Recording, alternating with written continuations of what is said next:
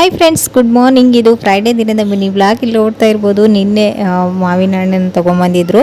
So ಇಲ್ಲೇ ತೋಟ ಇರೋದ್ರಿಂದ ತುಂಬ ಮಾವಿನ ಹಣ್ಣುಗಳು ಚೀಪ್ ಆ್ಯಂಡ್ ಬೆಸ್ಟ್ ರೇಟಲ್ಲಿ ನಮ್ಮ ಹಳ್ಳಿಗಳಿಗೆ ಬಂದು ಸೇಲ್ ಮಾಡ್ತಾರೆ.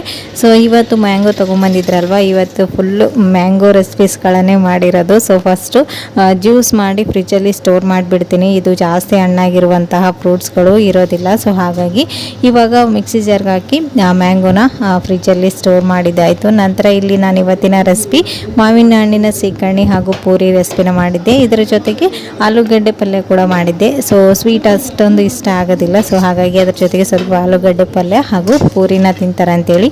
ಶ್ರೀಕರ್ಣಿ ಚಪಾತಿ, ಶ್ರೀಕರ್ಣಿ ಹೋಳಿಗೆ ಕೇಳಿರ್ತೀರ, ಬಟ್ ಆದರೆ ಪೂರಿ ಶ್ರೀಕರ್ಣಿ ಕಾಂಬಿನೇಷನ್ ಕೂಡ ತುಂಬಾ ಚೆನ್ನಾಗಿರುತ್ತೆ. ಈ ಒಂದು ಸಮ್ಮರಲ್ಲಿ, ಈ ಮ್ಯಾಂಗೋ ಸೀಸನ್ನಲ್ಲಿ ಈ ಒಂದು ರೆಸಿಪಿನ ಟ್ರೈ ಮಾಡಿ, ಖಂಡಿತ ನಿಮಗೂ ಕೂಡ ಇಷ್ಟ ಆಗುತ್ತೆ. ಸೊ ಫ್ರೆಂಡ್ಸ್, ನೋಡಿದ್ರಲ್ವಾ, ಇದಾಗಿತ್ತು ಫ್ರೈಡೇ ದಿನದ mini blog. Thank you for watching. Bye.